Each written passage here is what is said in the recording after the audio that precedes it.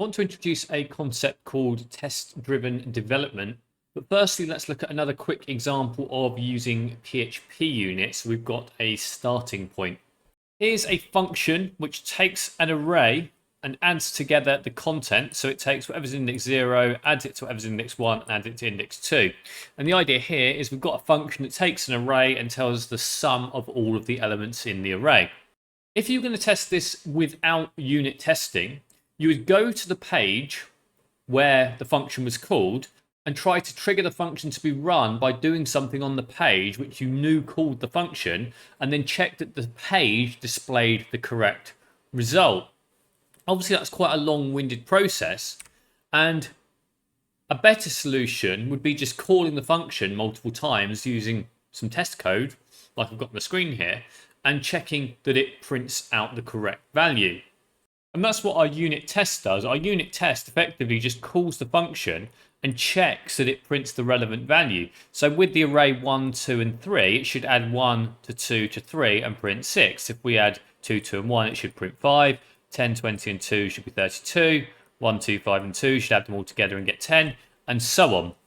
So we should take the array, and the function should add together the contents of it, and then print corresponding result. And we can basically write some test code that does that like this by passing it some numbers that we know, and we know what the return value for that particular input should be. Then we can write some code to test it, and we can do that in PHPUnit. And here's the PHPUnit version of that previous code.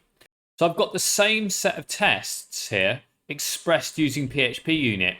Each test is its own function, and I'm using asset equals to say, is this value the same as this value? And if they're not, then the test fails. And this is what we looked at previously.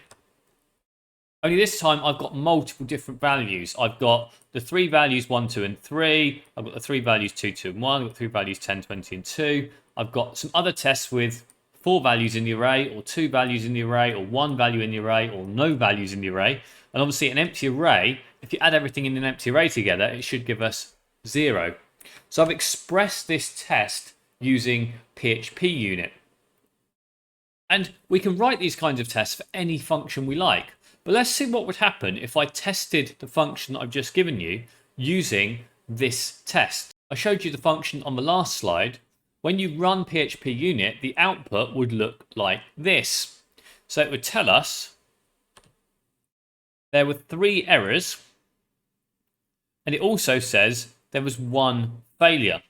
And what might be interesting here is there's 2 different things. There's errors and there's failures, and they sound on the face of it like they should be basically the same thing. The test isn't working correctly. Well, there is a difference between an error and a failure. An error is a PHP error like you'd see on the screen. So if you went into your browser and saw an error, and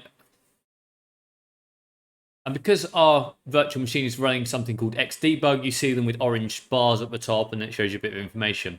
Well, those kinds of errors that you'd normally see on the page are the errors listed here. And it gives you a bit of information about where those errors occurred. So it tells us the function that the error was in this case, this error is in test2 values. And it also tells us the error message itself, and this is the error message that you'd normally see on the page. And like when it tells you the error on the page, it tells you what file and line that error occurred in. So this error, undefined offset 2, occurred in addarray.php, which is our function, line 5.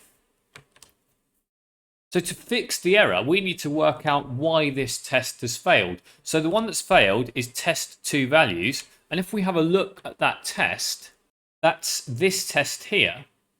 And it's giving us undefined offset 2. The error is not in any of these lines of code.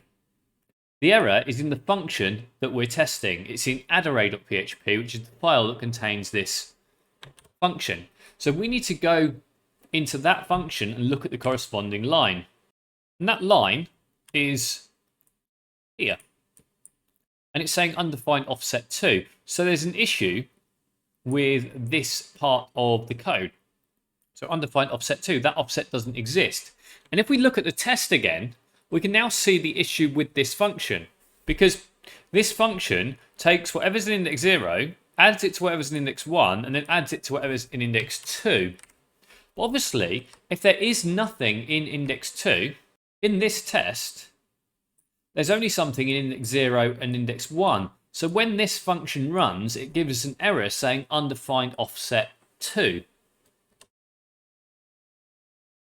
Let's have a look at the next error in the output. The next error in the output is undefined offset 1.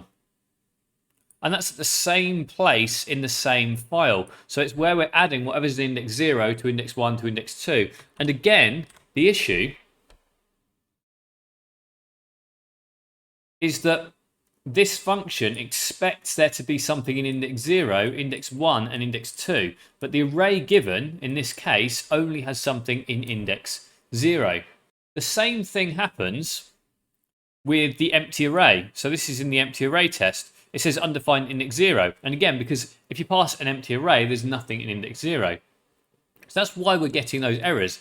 Although the function should take the contents of an array and add it all together, it expects there to be something in indexes 1, 2, and 3. And if there's not, the function doesn't work correctly.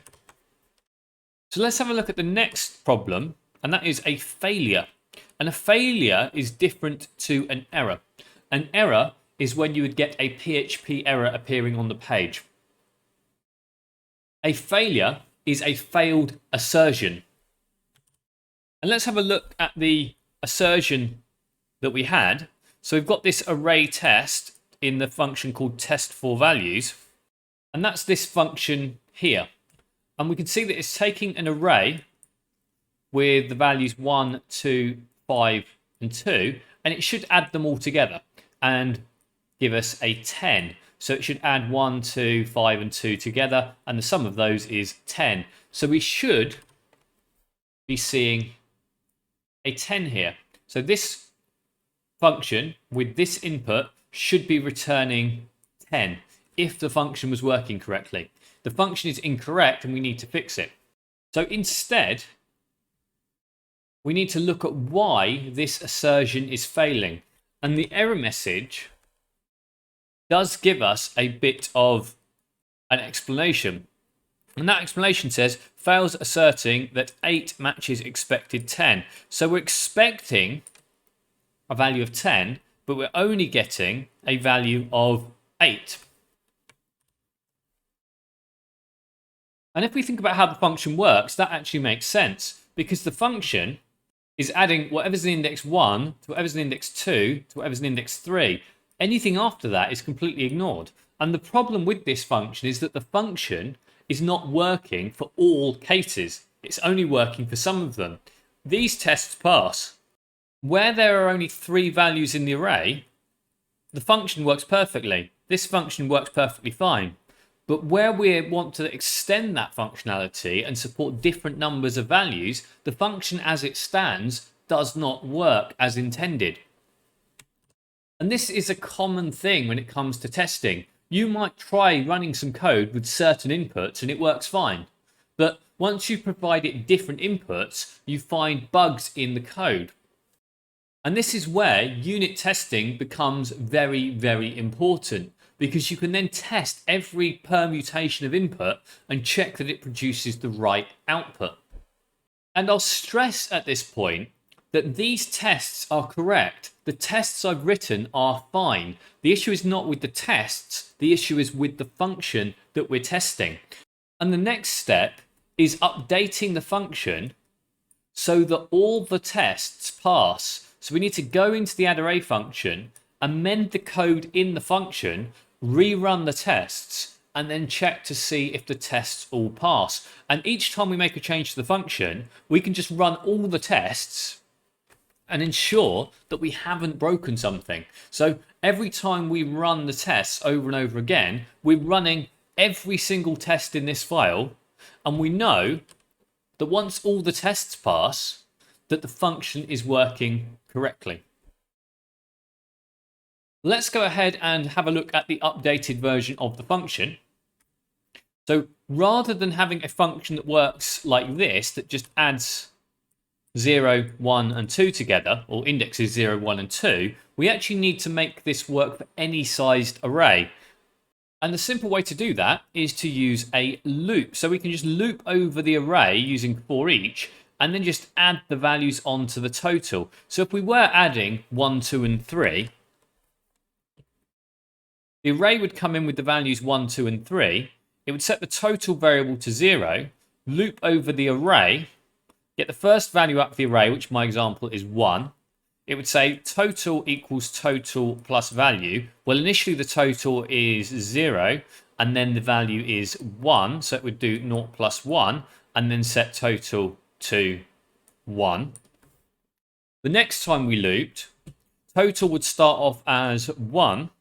Value would be 2. It would add those together, and then update the total to be 3. And then finally, the last time it looped, value would be 3, total would already be 3. It would do total plus value, add 3 to 3, and then write 6 into the total variable, and then finally get to the end of the loop and return it. So this would work using the loop regardless of how big the array was. If the array was empty, the loop would never run. It would just see that this is an empty array. There's nothing to loop over, so nothing would happen. If the array had 100 elements in it, it would loop over all 100 elements and add them together. So this version of the function, if we test this, we can then run our unit tests again. And if all the tests pass, then we know that the function is now working correctly for all those cases. And every time we tweak the function even slightly, we can rerun all the tests and be sure that we haven't broken something that was working previously.